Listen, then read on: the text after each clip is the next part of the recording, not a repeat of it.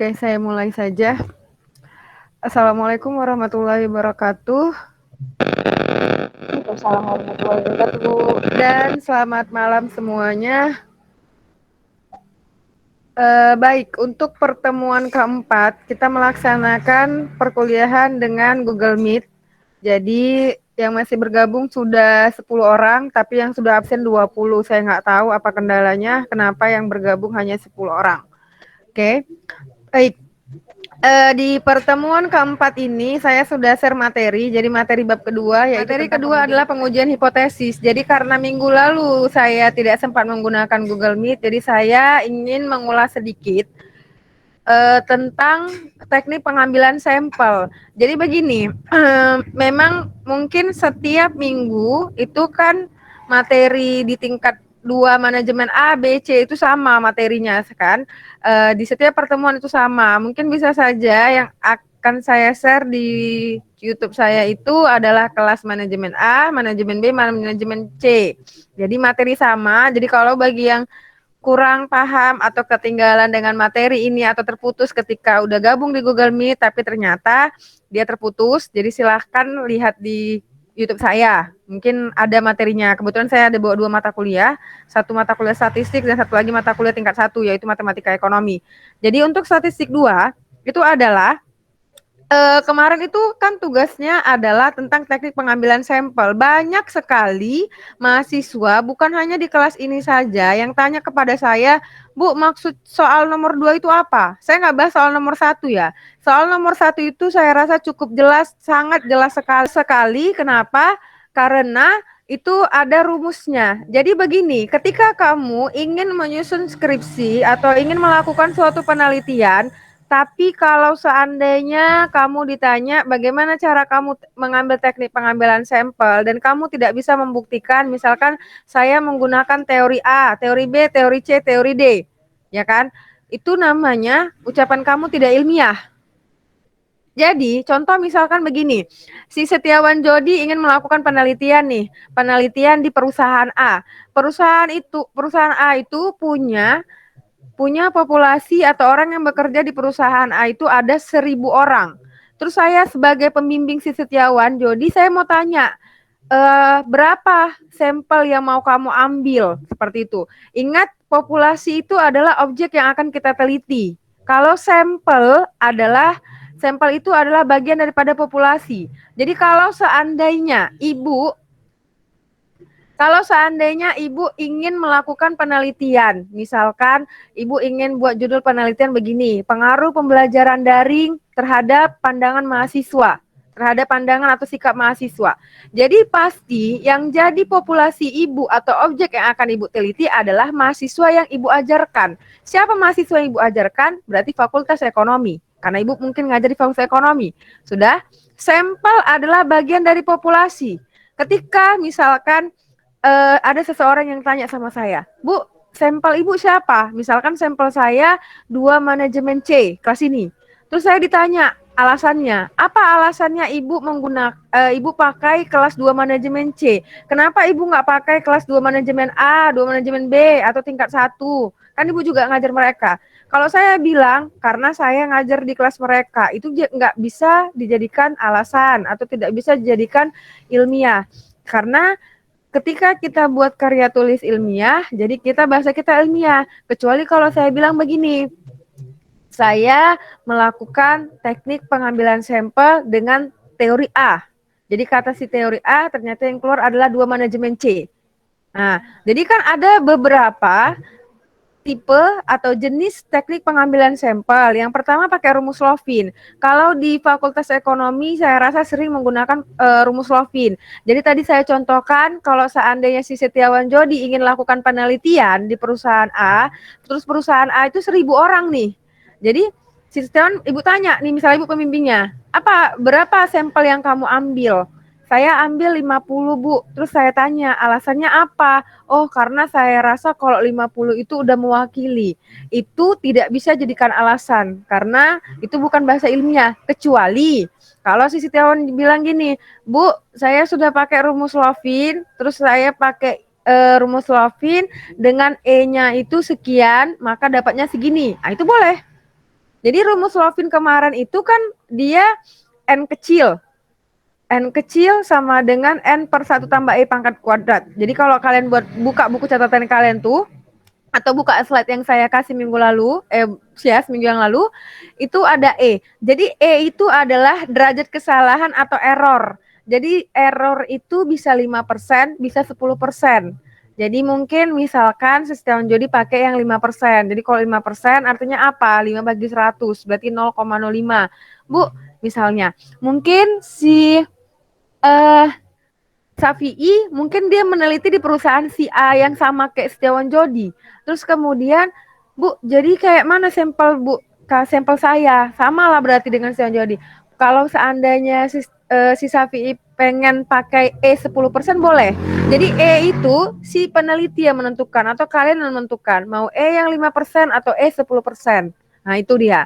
Jadi sebenarnya kalau saya share screen lagi tampilan bab 1 itu kan ada namanya probability sama non probability. Jadi sebenarnya tugas yang kemarin itu walaupun belum saya nilai nih ya, itu adalah kalian disuruh pilih dari probability itu banyak. Ada simple random sampling, ada stratified random sampling, kemudian cluster sampling. Jadi kalian disuruh pilih salah satu. Misalkan si Roni mau jelaskan cluster. Apa itu cluster? Pakai bahasa sendiri boleh contohnya. Cluster itu kan artinya daerah, cluster tempat yang mau diteliti. Jadi mungkin si Roni pengen meneliti tentang pasien COVID misalkan kalau sekarang kan, terus kan jadi cluster, berarti kan namanya cluster kan banyak. Mungkin dia akan meneliti di daerah A. Daerah A itu di mana? Misalkan daerah Medan Timur, misalkan daerah rumah dia. Alasannya apa dia pakai teknik pengambilan sampel? Dia nggak bisa bilang, Bu, karena rumah saya daerah Medan Timur. Nggak bisa gitu. Dia harus bilang, saya menggunakan pakai klaster. Atau misalkan begini, si Idina pakai simple random sampling. Dia pilih kemarin simple random sampling. Apa simple random sampling? Itu acak. Berarti teknik pengambilan yang dilakukan melalui acak. Namanya acak berarti seperti kayak undian. Misalkan dipakai koin atau pakai undian kayak orang arisan keluar angka berarti itu namanya acak. Atau misalkan tadi ibu ngajar di 2 manajemen A, B, C gitu kan. Terus ibu buat pakai kertas yang keluar ternyata 2 manajemen C. Berarti yang ibu pakai adalah simple random sampling. Atau ibu pakai yang lain, misalkan mahasiswa di tingkat 2 manajemen ini ibu buat dari nomor 1 sampai 100 misalkan ibu gabung. Jadi nomor 1 misalkan Idina, nomor 2 Roni, 3 Devli dan seterusnya. Ya kan? Ternyata ibu pengen yang kelipatan 3. Berarti kalau kelipatan 3 itu berapa? 3, 6, 9. Jadi yang angkat orang-orang yang berada di nomor 3, 6, 9 itu yang ibu jadikan sampel. Nah, itu namanya random sampling juga. Ya kan? Terus apa lagi? Terus misalkan begini, non probability sampling itu kan ada bagiannya, ada misalkan namanya purposive, ada namanya sampling kuota, ada namanya incidental, ada namanya snowball sampling. Itu diantara itu kalian pilih yang mana mau kalian ceritakan. Nah, misalkan si Ananda pengen ceritakan sampling insidental. Itu kan kata-katanya ada di tempat saya itu. Insidental itu apa? Insidental itu artinya yang secara kebetulan tidak sengaja ketemu oleh peneliti. Misalkan contohnya gini, si Ananda pengen dia mau buat penelitian nih, pengaruh orang yang merokok terhadap kesehatan. Terus ternyata si Ananda pergi ke kafe, nggak sengaja dia ketemu orang yang merokok. Itu bisa dijadikan sampel. Nah, atau misalkan dia jalan-jalan ke mall, ke taman, ternyata ada orang merokok, dia digunakan as sampel. Atau misalkan saya pengen tahu pengaruh membaca mahasiswa di perpustakaan. Artinya, mahasiswa yang ke perpustakaan yang sedang baca buku yang saya teliti. Itu secara kebetulan, bukan mahasiswa yang hanya duduk, diam, atau selfie-selfie, hanya megang handphone di perpustakaan. Itu nggak bisa dijadikan sampel. Karena tadi judul saya itu pengaruh minat baca mahasiswa. Nah, itu dia sebenarnya. Banyak yang saya lihat tanya ke saya. Terus, kalau tugas kedua, menganalisis jurnal penelitian, itu kayaknya tugas terakhir. Nah, arti menganalisis jurnal penelitian, saya sudah suruh kalian cari jurnal penelitian nih, jurnal yang berhubungan dengan jurusan manajemen.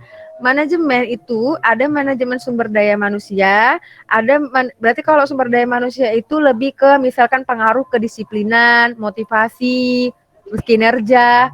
Terus kalau pengaruh misalkan dia manajemen pemasaran, misalkan pengaruh harga, produk, seperti itu. Terus kalau manajemen keuangan, mungkin dia akan menganalisis keuangan di perusahaan A, B, dan C. Nah, terus kan tugasnya kemarin kalau saya tidak salah, saya suruh populasi nih, ya kan? Populasinya siapa di jurnal itu, sampelnya siapa, terus teknik pengambilan sampelnya bagaimana. Itu pasti di jurnal kalian tuh ada. Mungkin kalian akan telaah dulu abstraknya. Abstraknya itu di abstrak ada nggak bacaan kata-kata populasi? Ada nggak bacaan sampel? Oh ternyata nggak ada Bu. Kalau nggak ada, scroll ke bawah lagi di bagian metode penelitian. Dah. Oh ternyata ada Bu, populasinya ternyata 100 orang.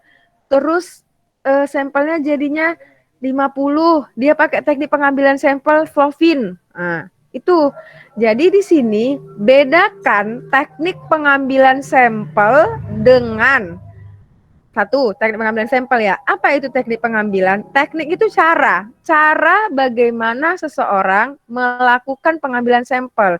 Jadi kalau tadi misalkan saya mau teliti Fakultas Ekonomi, bagaimana cara saya untuk mengambil sampelnya? Misalnya saya pilih dua manajemen C, itu teknik pengambilan sampel. Dah, mungkin di jurnalmu ada bacaan teknik analisis data. Apa arti teknik analisis data? Teknik analisis data itu adalah teknik pengumpulan data mungkin sebelumnya.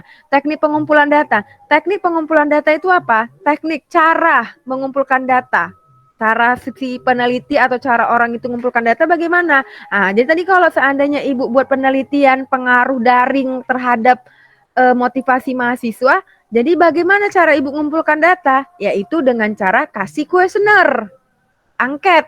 Itu istilahnya kalian sering, mungkin dulu mungkin ada orang, Dek, tolonglah isi angket kakak. Itu seperti itu, ya kan? Jadi angketnya tuh yang kayak mana? Dulu mungkin kalian ingat ketika perkuliahan terakhir mata kuliah statistik sama matematika, saya ada kasih link. Coba dulu isi link ini. Itu namanya angket. Kuesioner yang saya berikan. Jadi dari angket yang saya kasih ke kalian, walaupun melalui daring, walaupun dari jarak jauh, itu bisa dilakukan. Itu namanya teknik mengumpulkan data. Atau mungkin bisa saja begini, Ibu perwakilan 5 orang, Ibu ambil dari kelas manajemen C, Ibu lakukan wawancara. Mungkin Ibu lakukan wawancara kepada si Desi, mungkin seperti itu, ke Ali, Ibu kasih pertanyaan, bagaimana tanggapanmu terhadap pembelajaran daring. Itu bisa. Yang ketiga, teknik analisis data. Apa itu teknik analisis data? Teknik analisis data itu bagaimana cara data itu dianalisis, dihitung. Jadi kan tadi Ibu udah dapat nih tadi data dari yang mahasiswa kemarin kalian ngisi itu. Itu Ibu hitung datanya. Oh, ternyata dapat disimpulkan ternyata mahasiswa lebih suka belajar tatap muka dibandingkan daring. Mungkin ada beberapa alasannya. Alasannya karena paket kuota dan segala macam, seperti itulah dia. Atau ada yang menyukai pembelajaran daring karena dikarenakan saya tidak tinggal di Medan, Bu. Jadi saya bisa di rumah walaupun daring, seperti itu. Saya walaupun tetap belajar walaupun daring. Itu sebenarnya tugas kedua kalian. Jadi sebenarnya kayaknya tugas kita ada 3 ya kemarin itu. Oke, di pertemuan keempat ini saya sudah kirim file bab 2 yaitu tentang uji hipotesis. Ini untuk hari ini memang tidak ada tugas, ya kan? Artinya untuk minggu depan tidak ada tugas. Cuman ini saya jelaskan mungkin minggu depan tugasnya berkaitan dengan materi ini. Dan kita intinya begini ya. Jurnal yang saya cari, saya suruh kalian cari itu jangan pernah kalian hapus dari handphone kalian atau dari laptop kalian. Kenapa? Itu akan dipakai untuk seterusnya. Bu, kemarin kayaknya yang jurnal pertama itu saya ganti, Bu. Saya udah ngubungin Ibu karena populasi sampelnya nggak ada. Ya udah, berarti kalau gitu 2 jurnalmu. Biarkan aja di situ, tidak usah diapa-apain atau tidak pernah usah dihapus. Kalau dihapus kamu harus cari jurnal lain lagi. Ya kan? Oke, saya akan share screen tampilan pengujian hipotesis. Jadi untuk materi hari ini kita akan belajar tentang pengujian hipotesis. Bentar. Mana dia? Oke, di sini apa itu hipotesis? Saya pengen tanya dulu, silakan hidupkan mic-nya. Apa itu hipotesis? Silakan jawab bagi yang tahu. Ada? Apa itu hipotesis? Silakan hidupkan mic-nya aja langsung boleh. Apa itu hipotesis? Hipotesis menurut saya itu pengumpulan berbagai data ya, Bu. Oh itu, oke, itu kata temanmu. Ada lagi? Apa itu hipotesis? Silakan. Ada? Bu, Oke, saya hipotesis jelaskan. itu kayak dia menerka-nerka kejadian yang akan datang gitu ya, Bu? Oh, itu kata si Peggy. Yang lain? Hipotesis dugaan sementara ya, Bu. Dugaan sementara. Oke, saya simpulkan. Hipotesis memang betul dugaan sementara, artinya masih menduga-duga. Kalau masih menduga-duga, berarti pernyataan itu masih ragu-ragu. Jadi contoh begini, seandainya si Devli ketemu sama si Roni di parkiran, sudah, terus kemudian si Devli bilang nih sama si Roni, karena mau masuk kuliah, anggaplah ini seandainya tatap muka, ya kan? Terus si Devli ngelihat ke awan, terus kemudian kayaknya awannya gelap, ya kan? Terus si Devli bilang ke si Roni, Roni kayaknya bentar lagi akan turun hujan, ya kan? Terus mereka masuk ke lantai 4, kemudian mereka masuk ke kelas. Terus sampailah habis pelajaran jam pertama misalkan. Terus pas jam kedua istirahat, sebelum jam kedua istirahat, si Roni bilang lagi, Devli tadi kata kamu akan turun hujan, ternyata enggak. Berarti ucapan yang disebut si Devli kalau dalam ilmiahnya itu namanya dugaan, yang namanya hipotesis, artinya masih menduga-duga. Jadi dugaan si Devli tadi atau hipotesis si Devli tadi itu salah. Kenapa? Karena tadi dia bilang sama si Roni akan turun hujan, padahal memang udah gelap gitu kan. Nah, berarti kan salah. Tapi kalau seandainya tadi misalkan si Devli bilang tadi ini akan turun hujan, ternyata memang pas jam pertama masih 10 menit berlangsung, ternyata memang hujan. Berarti hipotesis atau dugaan si Devli tadi yang dia bilang ke si Roni berarti benar. Jadi hipotesis ini masih menduga-duga. Masih menduga-duga, berarti ada dua kemungkinan. Kalau tidak salah, pasti benar. Sama kayak tadi, saya mungkin mau buat penelitian pengaruh pembelajaran daring terhadap minat mahasiswa. Jadi mungkin dugaan saya begini, mungkin dugaan saya yang pertama, mahasiswa akan senang belajar daring. Terus yang kedua, dugaan saya mungkin mahasiswa itu nggak suka belajar daring. Nah, bagaimana caranya saya untuk membuktikan dugaan saya itu? Itulah saya lakukan pengujian. Pengujian dengan cara apa? Dengan cara saya kasih angket sama si mahasiswa tersebut. Sama kayak si Devi tadi, bagaimana ucapan si Devi itu bisa terbukti? Yaitu dengan cara waktu. Waktu udah berjalan kira-kira 1 jam. Oh ternyata nggak hujan-hujan. Berarti itu namanya apa? Dugaan si Devi salah. Tapi kalau seandainya waktu itu misalkan 5 menit atau 10 menit, ternyata memang hujan, berarti dugaan si Devi benar. Berarti hipotesisnya benar. Jadi hipotesis itu artinya dugaan sementara yang masih belum tentu kebenarannya. Artinya harus diuji dulu kebenarannya. Dengan cara apa? Dengan menggunakan teknik tertentu. Jadi banyak sebenarnya pengertian hipotesis. Jadi intinya itu kalau hipotesis itu adalah dugaan sementara yang memerlukan bukti. Oke, ini tadi udah contoh hipotesis. Hipotesis dapat diturunkan dari teori yang berkaitan dengan masalah yang akan kita teliti. Jadi hipotesis tidak jatuh dari langit secara tiba-tiba. Misalkan seorang peneliti akan melakukan penelitian mengenai harga suatu produk, maka untuk dapat menentukan hipotesis sebaiknya bersangkutan membuat teori penentuan harga. Sama seperti yang saya bilang tadi, kalau saya ingin lakukan penelitian tentang pembelajaran daring kepada mahasiswa, pengaruh pembelajaran daring kepada minat mahasiswa. Jadi artinya saya harus mencari dulu teori-teorinya itu dari mana? Dari si teorinya itu berarti dari si mahasiswa. Oke. Kemudian saya lanjut ya, slide berikutnya. Fungsi hipotesis. Oh, maaf.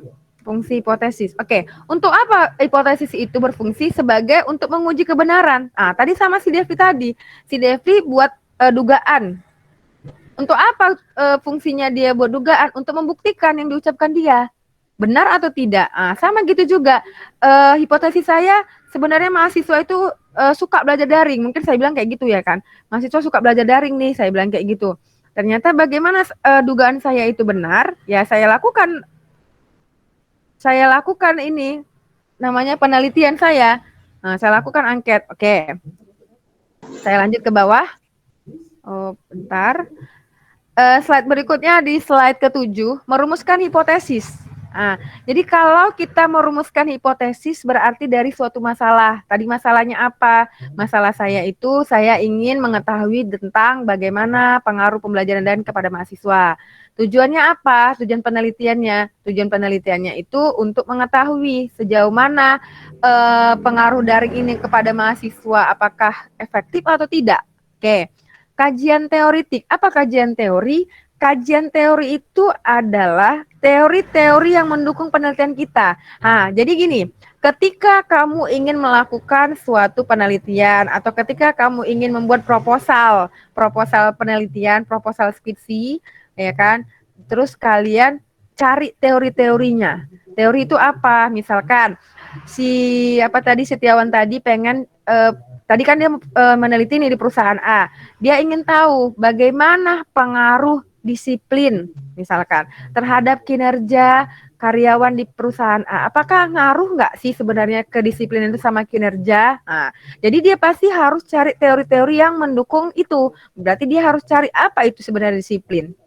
Apa itu sebenarnya kinerja? Nah, seperti itu. Itu namanya teori. Jadi kalau misalkan kita mau cari rujukan, itu rujukan yang paling utama itu adalah buku. Kemudian yang kedua jurnal. Jurnal penelitian yang saya suruh cari kalian itu boleh dijadikan daftar pustaka atau teori yang mendukung. Artinya kalau jurnal yang saya suruh kalian cari itu sudah dilakukan penelitiannya sama orang lain. Sudah dilakukan, sudah dikasih angket sama orang lain. Mungkin, Bu, saya kemarin adalah dapat jurnal judulnya ini. Kalau seandainya nanti saya nyusun skripsi pakai itu bisa, Bu. Boleh, tapi diganti nanti. Mungkin di situ pengaruh disiplin. Dia ganti misalkan pengaruh motivasi. Nah, seperti itu. Kemudian kerangka berpikir sehingga rumusnya harus berjalan. Oke, ini saya lewatkan. Oke. Jadi begini. Cara merumuskan hipotesis. Saya tanya dulu, apakah kalimat pertanyaan dengan kalimat pernyataan sama? Silakan satu orang, hidupkan mic-nya. Apakah saya tanya dulu, apa itu kalimat pertanyaan, apa itu kalimat pernyataan? Apa sama atau enggak sih sebenarnya? Silakan hidupkan mic-nya. Apa itu kalimat pertanyaan, apa itu kalimat pernyataan? Silakan hidup mic-nya bagi yang tahu. Silakan. Apa itu kalimat pertanyaan? Apa itu kalimat pernyataan? Silahkan. Ada? Atau itu sama ya? Pertanyaan dengan pernyataan. Atau saya tanya aja nih sama orang. Di sini yang sudah bergabung 23 orang, 22 orang. Terima kasih ya masih stay di sini saya rasa. Karena ini terekam oleh saya. Saya tanya dulu sama si Dila Silviana. Silakan. Apakah sama kalimat pertanyaan dengan pernyataan? Karena di slide saya ini maaf. Di slide saya ini apa? Kenapa? Assalamualaikum. Oh iya, waalaikumsalam. Bu, pertanyaan adalah kalimat yang bisa dijawab. Oke. Seperti kalimat yang ditanyakan ini. Oke. Kalau misalnya pernyataan, iya. Kalimat yang bisa kita nilai benar atau salahnya. Oke, kalau contohnya gimana kira-kira? Kalau misalkan Ibu pengen buat dulu contohnya kalimat pertanyaan tuh kayak mana sih? Satu kalimat aja deh. Contohnya. Ya, kalimat pertanyaan ya dulu ya, pertanyaan. Bukan pernyataan, pertanyaan. Pertanyaan ya, kalimat pertanyaan itu gimana? Contohnya. Sabar ya, Bu. Oke. Apakah hari ini belajar daring? Nah, itu pertanyaan. Oke, kalau kalimat pernyataan? Kalau kalimat pernyataan? Pernyataannya itu?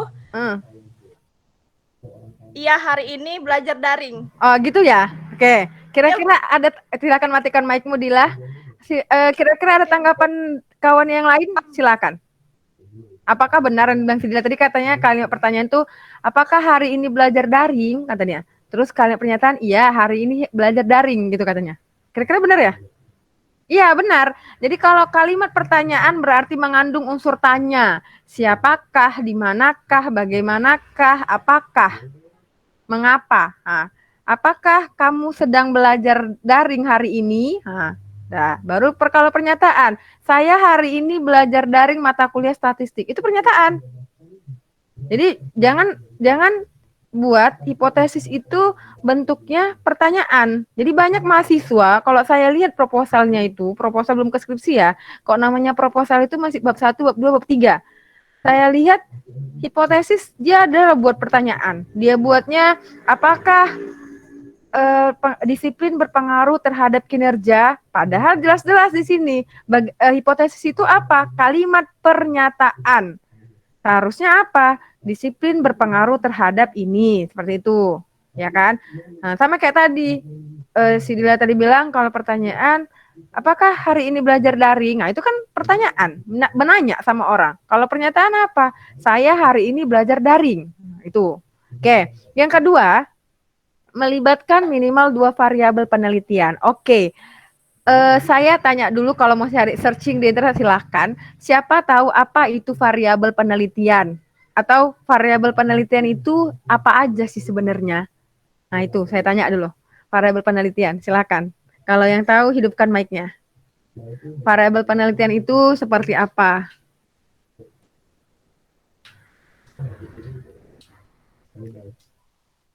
Atau variabel penelitian itu ada dua, ada berapa misalkan? Apa aja itu gitu? Silahkan hidupkan mic-nya. Kalau yang tahu.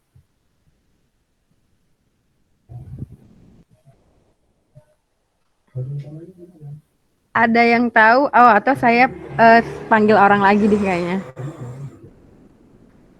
Bentar ya. Saya panggil Peggy Damayanti, silakan. Peggy Damayanti, apa itu variabel penelitian atau contoh variabel penelitian itu bagaimana? Variabel Silakan. penelitian ya, Bu? Iya, variabel penelitian. Jadi memang tugas jurnal kalian itu untuk semuanya tuh nanti. Variabel penelitian apa aja gitu. Atau misalnya nggak dapat kamu pengertiannya, variabel penelitian itu contohnya apa gitu. Variabel penelitian itu segala sesuatu yang akan menjadi objek Yang jadi penelitian. objek. Terus variabel penelitian itu apa aja ya? Kalau saya boleh tahu, variabel penelitian itu apa aja? Kayak ada variabel nominal, ordinal gitu, Bu. Oh itu, nggak salah kamu? Tunggu, Bu. Nggak salah. Oke, yang lain. Variabel penelitian ya. Silakan yang lain. Kalau ada yang tahu, silakan hidupkan mic-nya aja langsung boleh tanpa saya sebut namanya. Bu, Ya. saya Bu Siapa? Sebutkan nama. Tania, Bu, Tania. Oke, Tania, silakan. Itu Tania. variabel itu ini jenis variabel bebas ya, Bu. Bebas. Oke, satu variabel bebas, variabel terikat. Itu. Sama kontrol. Oke, saya tanya dulu, variabel bebas itu apa? Kalau kamu searching di internet, kamu dapat variabel bebas itu apa? Merupakan jenis variabel yang menjadi penyebab adanya perubahan pada variabel yang lainnya. Oke, kalau variabel terikat, itu apa? Merupakan jenis variabel yang dipengaruhi oleh adanya perubahan variabel bebas. Oke, saya tanya dulu. Kemarin kamu buat jurnal penelitian kan? Saya suruh cari jurnal penelitian kan? Iya, Bu. Oke, judul penelitiannya apa kemarin? Judulnya? Apa ya? Pengaruh apa? Tahu apa? Pengaruh. Iya, pengaruh apa? Silakan sebutkan. Oke, Bu. Mana dia? Bentar ya, Bu. Oke. Pengaruh kebijakan manajemen keuangan terhadap nilai perusahaan. Pengaruh kebijakan manajemen keuangan terhadap nilai perusahaan. Oke. Tadi kamu katakan variabel apa tadi variabel bebas adalah variabel yang mempengaruhi. Ya kan? Variabel yang menjadi penyebab adanya perubahan pada menjadi penyebab. Terus kalau variabel terikat yang dipengaruhi oleh adanya perubahan variabel bebas. Oke, kalau saya tanya sekarang nih. Ini berarti poin untuk kamu nih. Jadi kalau ada tugas itu kamu udah aman satu pertanyaan. Kalau saya tanya di judul kamu itu variabel bebasnya siapa ya? Bentar ya. Iya, variabel bebasnya siapa? Karena itu bonus bagi kamu, karena kamu tadi kan nanya variabel bebas, variabel terikat. Itu benar. Dua variabel penelitian itu biasanya adalah variabel bebas dan variabel terikat.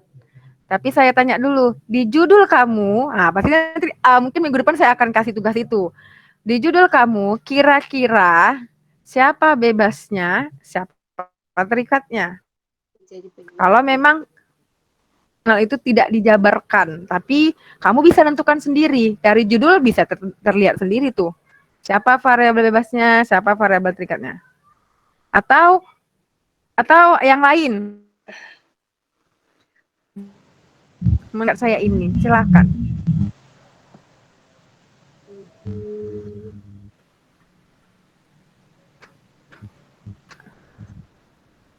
Ada? Atau belum bingung? Tadi oke. Tadi pengertian variabel bebas adalah variabel yang mempengaruhi, kan? Itu kan bahasanya ya? Mempengaruhi oleh adanya oleh adanya variabel yang lain. Jadi kalau judul penelitianmu tadi, pengaruh manajemen kebijakan keuangan terhadap apa tadi, lupa saya? perusahaan, terhadap nilai perusahaan. Nah, terhadap nilai perusahaan. Kira-kira siapa di situ yang mempengaruhi? Di judulmu itu, siapa mempengaruhi? Perusahaan. Loh, saya ulang. Gimana? Tadi judulmu tadi, saya ulang lagi judulmu ya. Pengaruh manajemen kebijakan perusahaan ya, manajemen kebijakan perusahaan ya, terhadap investasi apa? Pengaruh kebijakan Terhadap manajemen keuangan terhadap nilai perusahaan. Pengaruh manajemen kebijakan keuangan terhadap nilai perusahaan. Sekarang yang mempengaruhi siapa? Yang dipengaruhi siapa? Itu pertanyaan saya. Kebijakan manajemen perusahaan, Bu. Apa Peggy? Siapa? Variabel Yang mempengaruhi di judul si Dinda ini, Bu. ya. Variabel bebasnya kebijakan manajemen perusahaan. Yang jawab siapa nih? Peggy. Dinda. Oke, Dinda silakan. Tadi dulu tadi pengaruh manajemen kebijakan keuangan terhadap investasi perusahaan, nilai perusahaan. Kira-kira variabel bebasnya siapa? Kebijakan manajemen perusahaan. Kebijakan manajemen perusahaan. Itu. Kalau misalkan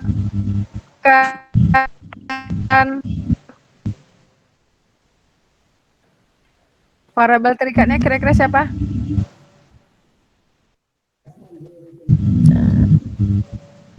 Enggak Tadi judulnya Tadi judulnya apa, Bu?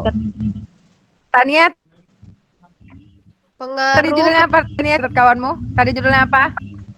pengaruh kebijakan manajemen keuangan terhadap nilai perusahaan.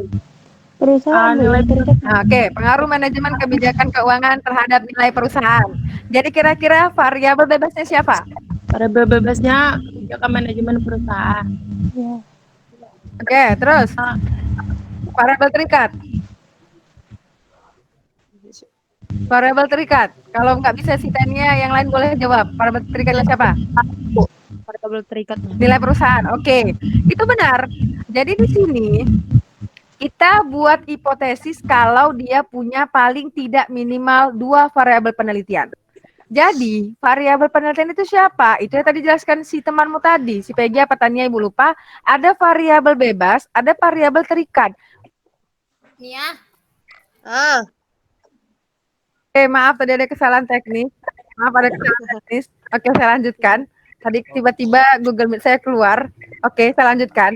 Tadi judul si Tania tadi adalah apa tadi Tania? Coba ulang. Pengaruh kebijakan manajemen keuangan terhadap perusahaan.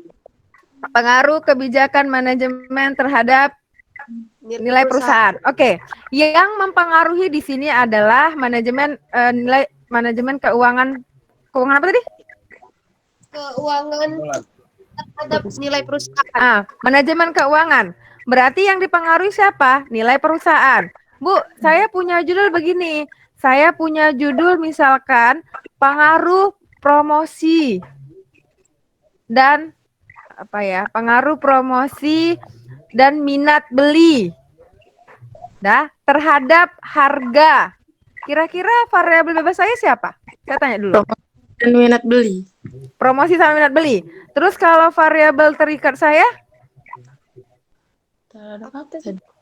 Apa tadi? saya ulang. Judul saya adalah pengaruh promosi dan minat beli terhadap harga produk. Oh, Pada harga produk pada produk apa gitu. Oke. Kira-kira variabel bebas saya siapa? Ayo, variabel bebas saya siapa kira-kira? Variabel bebasnya yang pengaruh itu promosi ya, Bu? Itu, promosi. Promosi aja ya? promosi dan minat beli. Promosi dan minat beli. Terus kalau variabel terikat saya? Variabel terikat siapa? Harga produk. Harga produk, oke. Ya. Mas, jadi ingat kata pengaruhnya nggak ada lagi ya. Jadi di judul saya ini adalah berarti si variabel bebasnya adalah harga dan minat beli, terus kemudian promosi dan minat beli, kemudian variabel terikat saya adalah harga. Berarti X saya di situ ada dua. Karena istilahnya berarti X1 saya adalah si promosi, terus kemudian si X2 saya adalah minat beli. Tapi Y saya siapa? Harga produk. Nah, Bu, kalau X-nya 3 boleh, Bu? Ya boleh, berarti X1, X2, X3. Nah, jadi nanti di jurnalmu itu mungkin saya akan suruh coba lihat siapa variabel bebasnya, siapa variabel terikatnya. Nah, gitu. Oke. Terus kemudian tadi kan hipotesis ya. Ini sedikit lagi ini tentang hipotesisnya. Mana tadi ya? Ini contohlah ini. Saya tampilkan jurnal saya. Saya sudah tampilkan jurnal, sudah nampak semua kan jurnal saya? Nampak tidak ya? Nampak ya? Oke. Judul penelitian saya di sini adalah pengaruh kualitas produk, harga, dan promosi terhadap keputusan pembelian mobil Nissan X-Trail pada PT Wahana Wirawan Manado. Kalau dari judul ini, misalnya, Ibu tanya, siapa ya X1-nya?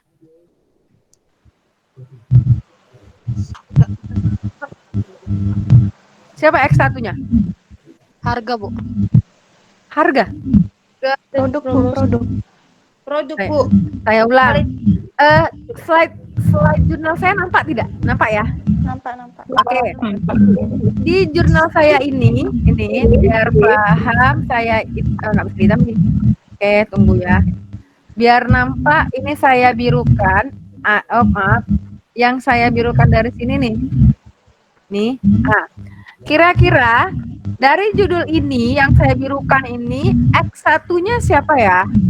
Kualitas produknya bukan, Bu? Oke, kualitas produk. X2-nya? Harga. X2-nya harga. X3-nya? Promosi. Berarti yang kalian sebut tadi X1, X2, X3 itu namanya adalah variabel bebas. Variabel terikatnya siapa? Pembelian.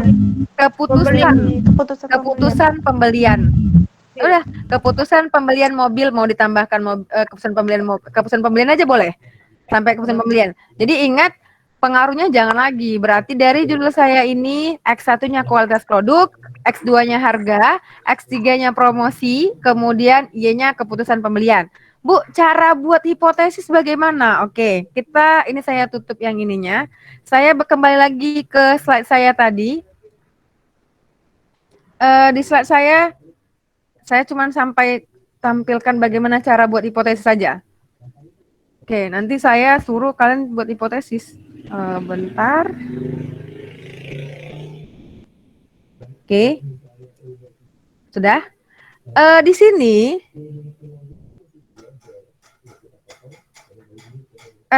tadi katanya kan melibatkan minimal 2 variabel. Makanya saya tanya variabelnya apa? Variabel bebas sama variabel terikat. Jadi jangan lagi lah kalau udah semester 7 ketika dosen pembimbingnya tanya, siapa variabel bebas mau variabel terikat? Nggak tahu, Jangan bilang nggak pernah diajari, karena saya selalu mengajarkan mahasiswa itu variabel bebas dan variabel terikat, siapa X-nya sama Y-nya. Kadang mahasiswa selalu seperti itu, nggak tahu katanya. Padahal saya ajarkan. Oke.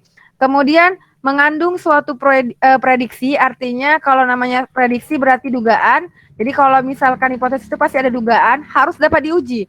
Jadi tadi kan si Devli bilang sama si Roni akan turun hujan. Berarti otomatis dia bilang gini, berarti kan itu diuji si Roni, dilihatnya jamnya udah berjalan 60 menit, tapi nggak turun hujan juga. Atau misalkan dilihatnya jamnya 10 menit emang hujan. Nah, itu dia. Sama kayak tadi saya mau nguji pengen tahu bagaimana pengaruh daring sama mahasiswa, jadi harus saya uji. Nah, itu dia. Oke. Hipotesis ada dua. Yang pertama ada hipotesis 0 atau H0. Ada hipotesis alternatif atau H1. Arti hipotesis 0 adalah menyatakan tidak ada hubungan antara dua variabel atau lebih. Ada H1 berarti adanya hubungan antara dua variabel atau lebih. Sama seperti si dugaan si Devi tadi. Tidak adanya hubungan antara dua variabel. Berarti misalkan gini, si Devi bilang akan turun hujan karena awan gelap. Berarti H0-nya itu tidak ada hubungannya sebenarnya dengan awan gelap dengan mau turun hujan. Atau dugaan yang kedua, ada hubungannya antara awan gelap tadi dengan turun hujan. Sama kayak saya tadi, saya buat penelitian nih pengaruh pembelajaran daring. Berarti dugaan saya itu ada dua. Sebenarnya tidak ada hubungannya antara belajar daring sama semangat mahasiswa. Satu lagi, ada hubungannya antara belajar daring dengan semangat mahasiswa. Jadi mungkin saya beranggapan, mahasiswa ini nggak semangat kalau belajar daring. Atau saya beranggapan, mahasiswa ini semangat belajar daring. Oke, ini Bu, next. Jadi contohnya begini, tidak terdapat perbedaan motivasi antara pria dan wanita, terdapat motivasi. Jadi kalau H0, ingat H0 itu berarti tidak, kata-katanya tinggal tambahkan tidak. Kalau H1 berarti terdapat. Bu, tadi kan X-nya saya tadi ada X Ibu tadi ada 3. Berarti H0-nya sampai berapa, Bu? H-nya sampai berapa? Sampai 3. Jadi kalau atau sampai 4 bahkan. Jadi sebegitunya gini. Sebutkan contoh hipotesis yang berhubungan dengan jurusan Anda. Ini. Contoh hipotesis yang berhubungan dengan jurusan Anda, misalkan jurnal kalian tadi tuh atau jurnal Ibu tadi, pengaruh kualitas produk, promosi dan yang tadi. Nah, jadi di situ harus ada hipotesis H0 dan H1. Jadi hipotesis itu ada dua kemungkinan ya, tidak atau ada. Tidak ada atau ada. Atau tidak terdapat atau terdapat. Nah, contoh judul Ibu seperti ini. Pengaruh biaya produksi, biaya pemasaran, dan gaji karyawan terhadap hasil penjualan pada suatu perusahaan X. Kalau saya tanya di sini, siapa X1-nya? Siapa X1-nya ya? Biaya produksi. Biaya Produksi, benar. X2-nya? Biaya pemasaran. Oke, biaya pemasaran. X3-nya? Gaji karyawan. Y-nya? Hasil penjualan. Oke. Dari judul ini, saya mau buat hipotesis nih. Hipotesis dibuat dari sini bisa 4 loh. Mungkin di slide saya ini cuma 2 maksud saya ya. Ada H0, ada H1. Udah saya gabung semua nih. H0-nya siapa? Tidak terdapat pengaruh biaya produksi, biaya pemasaran, dan gaji karyawan terhadap hasil penjualan pada suatu perusahaan X. H1-nya terdapat pengaruh biaya. Jadi kata H0 itu sebenarnya tidak aja, kata tambahkan aja tidak. Terus H1 hapus kata tidak tadi. Bu, kalau misalkan tadi kan ini saya hapus ya. Bu, itu kan punya Ibu itu ada 3. Ya kan? Seharusnya kalau saya pecah boleh, Bu? Boleh. Misalnya gini, yang pertama. Misalnya si Peggy mau buat begini. Tidak terdapat, biaya produksi terhadap hasil penjualan pada suatu perusahaan X. H1-nya terdapat pengaruh biaya produksi terhadap ini. Itu si Peggy buat. Karena X1-nya tadi biaya produksi. Nah, untuk selanjutnya, dia buat jadinya bisa 4 ini. Ctrl C. Saya masukkan lagi. Jadi 4. Saya ganti dengan si X2-nya. X2-nya siapa? Biaya pemasaran. Saya buat di sini. Biaya pemasaran terhadap hasil ini. Yang di bawah juga biaya pemasaran. Oke, berarti ini gantinya H2. Oke. Bu, yang X3, iya kita buat lagi. Kita buat lagi di sini. Ibu copy lagi di sini. Tidak terdapat pengaruh gaji. Maaf. Gaji karyawan. Karena gaji karyawan X3-nya. Gaji karyawan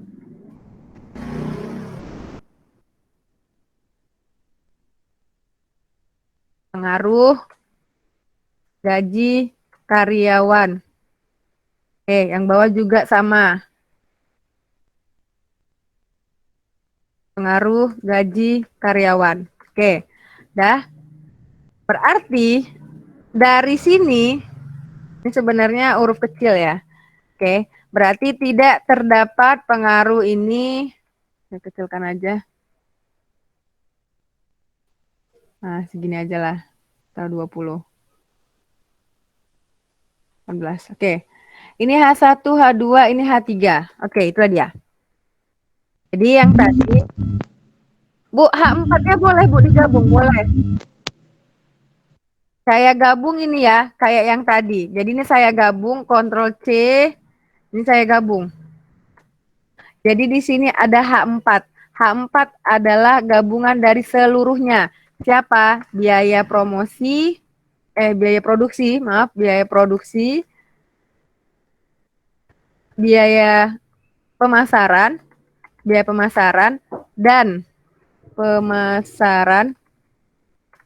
dan gaji karyawan. Oke, kata-kata H4-nya tinggal tambah kata-kata kan terdapat. Karena ingat, jangan terbalik. H0, 0 itu artinya tidak terdapat.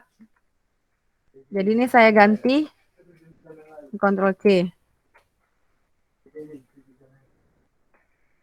Nah, itu dia. Jadi dari judul yang ini tadi, saya kecilkan aja lah ya.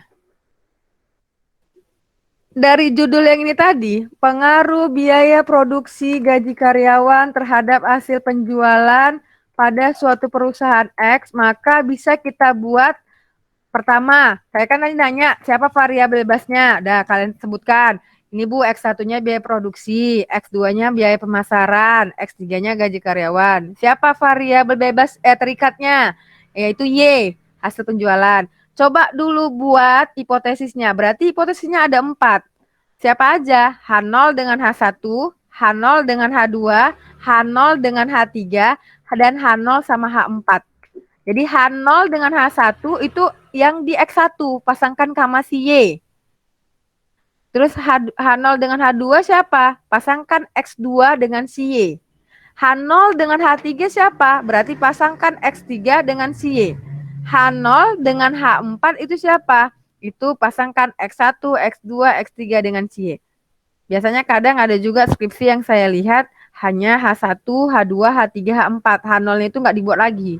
Jadi cuman terdapat pengaruh ini. Terdapat pengaruh biaya pemasaran, terdapat pengaruh gaji. Itu sekarang tergantung dosen pembimbingmu nanti mau pakai H0-nya atau tidak, atau misalkan hapus aja H0-nya, buat aja H1, H2, H3, H4.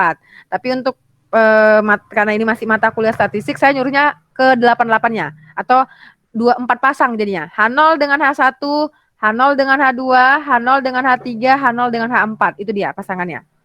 Dah. Jadi kalau dia misalkan 3 variabelnya, otomatis ada 4 sampai H4.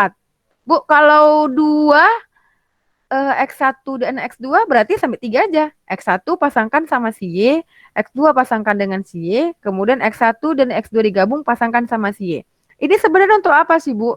Ini nanti hipotesis ini mau kita uji. Itulah tadi tujuannya, untuk apa hipotesis. Maka tadi kalau si Depli bilang hipotesisnya itu, oh akan turun hujan, bilang Mas Roni. Oh satu lagi, ini kayaknya nggak turun hujan. Nah, bagaimana cara ngujinya ini? Bagaimana cara ngambil kesimpulannya? Dengan cara diuji. Diuji si Depli pakai apa? Pakai waktu.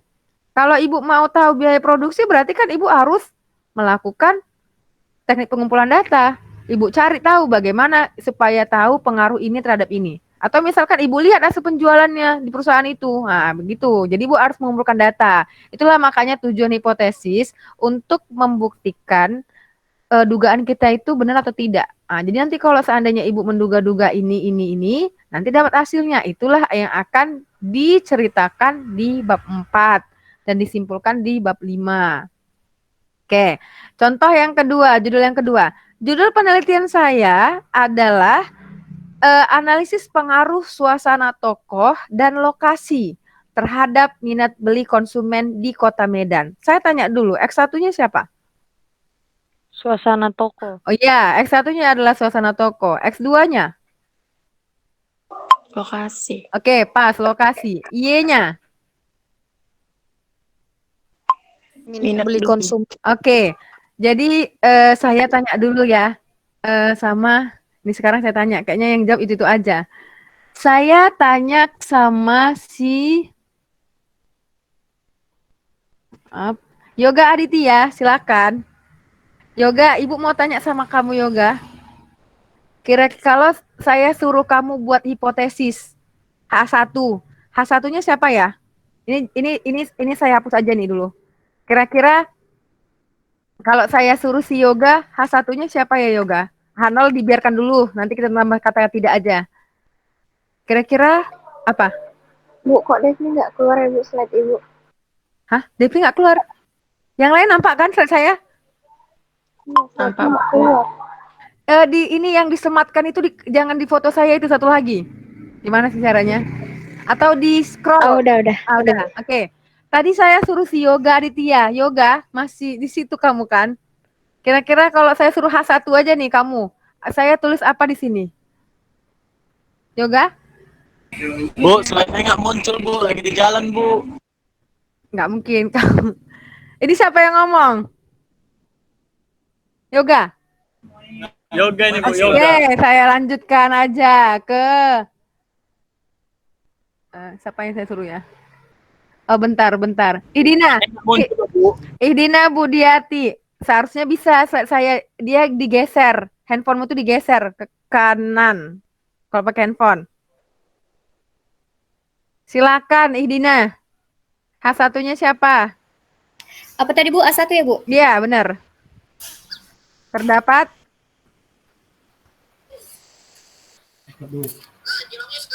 Terdapat, ya.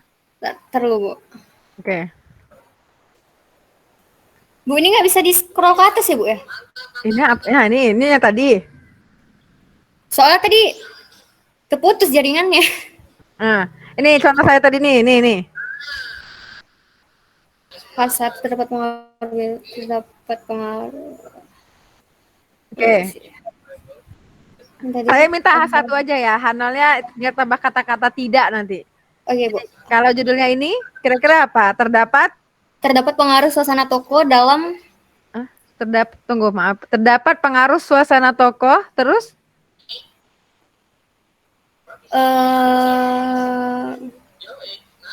terdapat pengaruh suasana tokoh, terus terdapat pengaruh suasana toko Hah? Terdapat pengaruh suasana tokoh, minat beli konsumen. suasana tokoh, terus terhadap. Iya, terhadap minat beli konsumen. Oke, terhadap minat beli konsumen. Oke. Kamu saya suruh pilih orang. Siapa yang mau kamu suruh saya jawab pertanyaan saya lagi?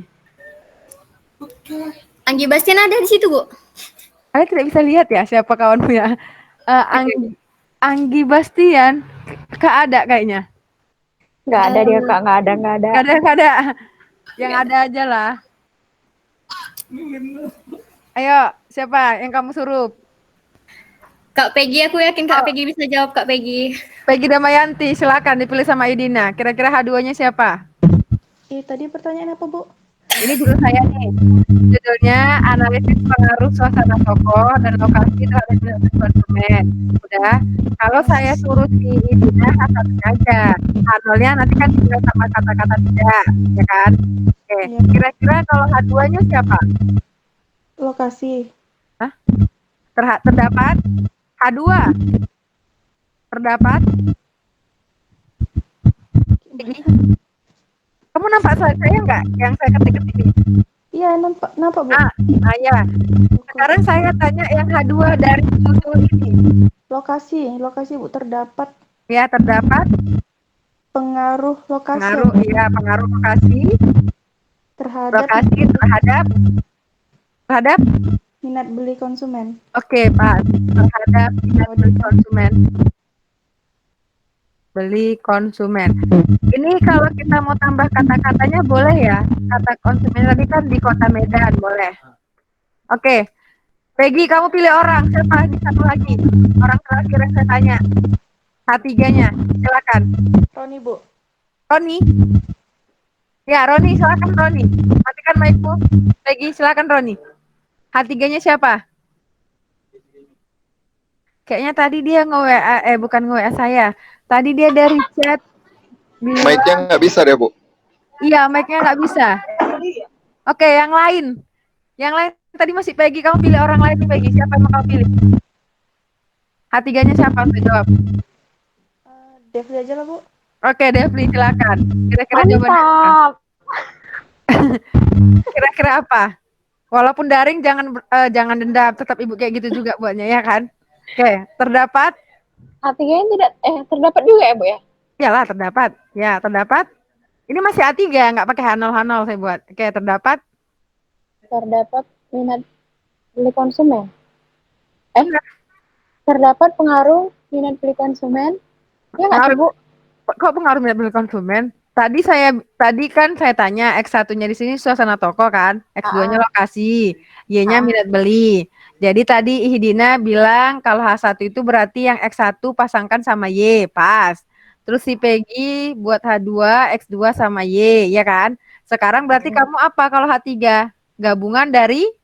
Oh, gabungan dari dua-duanya ya, Bu? Iya, benar. Jadi terdapat pengaruh Suasana toko dan lokasi terhadap beli konsumen di Medan. Oke, minat beli konsumen di Kota Medan. Oke.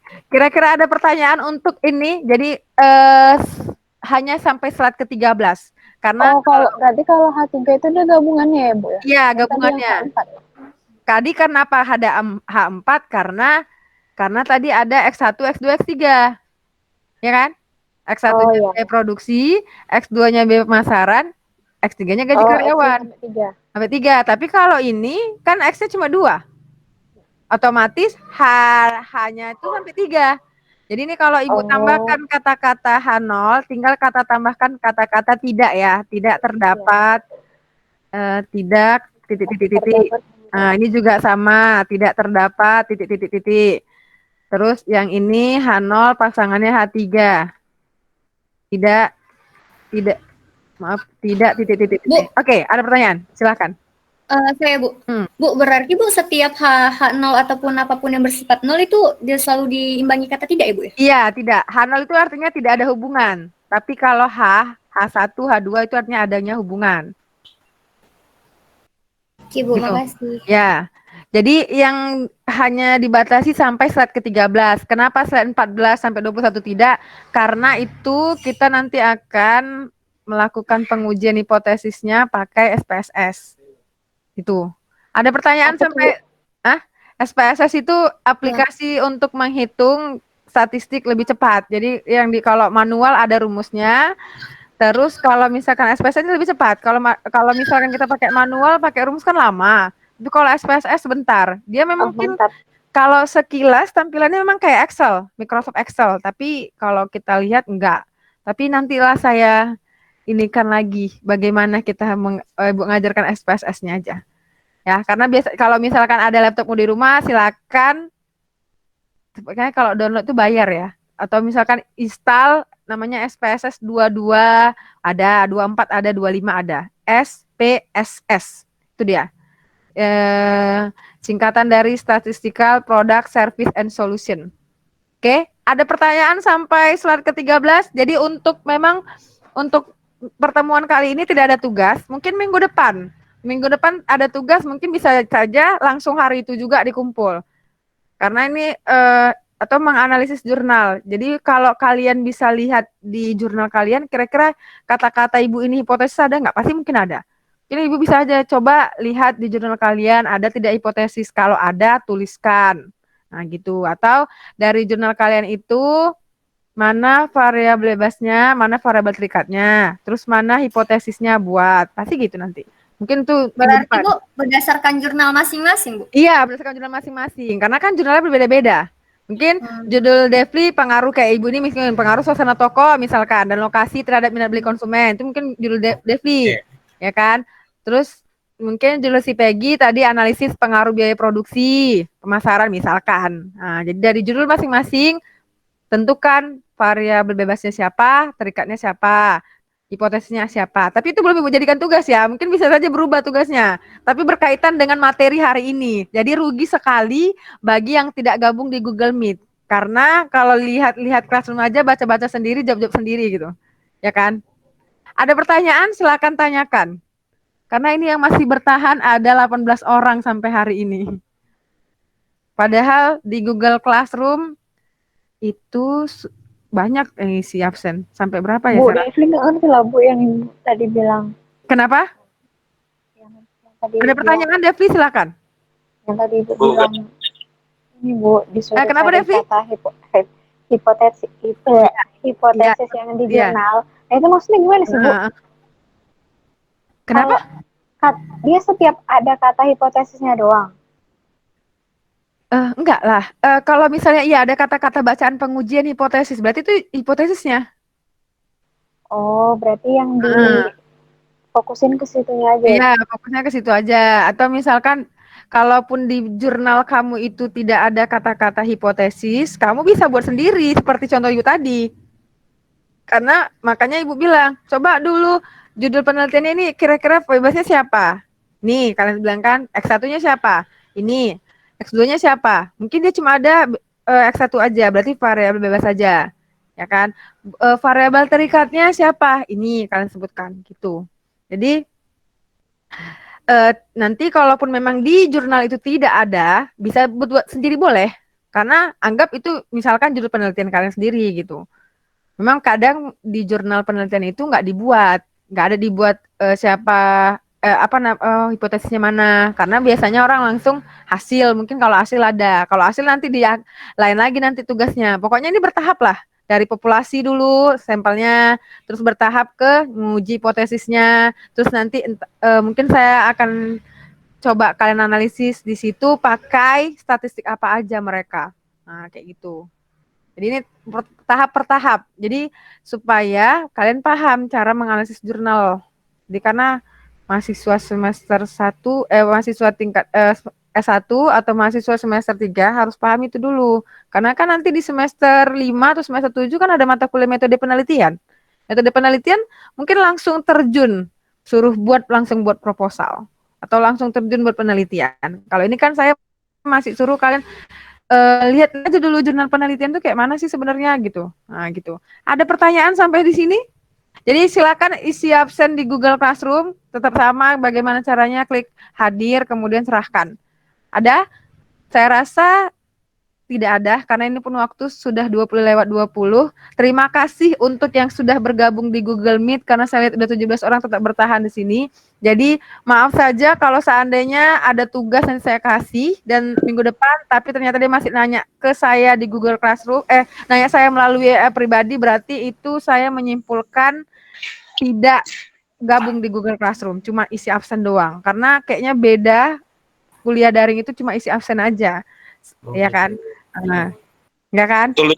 Bener kan? Saya bilang kan? Nah, jadi kalau walaupun kita nggak ngerasa tatap muka di kelas, paling nggak pakai Google Meet terasa di kelas lah, karena setidaknya ada gitu kan. Kalau misalnya di Google Classroom cuma lihat materi aja, baca-baca, entah dibaca entah enggak.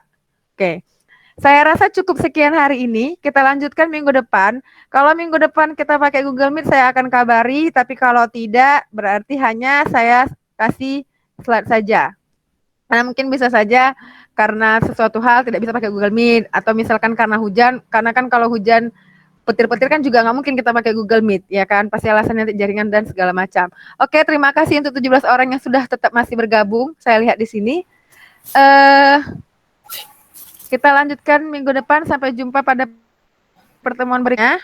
Tetap jaga kesehatan. Sampai jumpa di pertemuan berikutnya. Selamat malam dan assalamualaikum warahmatullahi wabarakatuh. Waalaikumsalam. Waalaikumsalam warahmatullahi wabarakatuh. Terima Wabarakatuh. kasih Bu. Iya, Sehat-sehat ya, Bu. iya, sehat-sehat juga.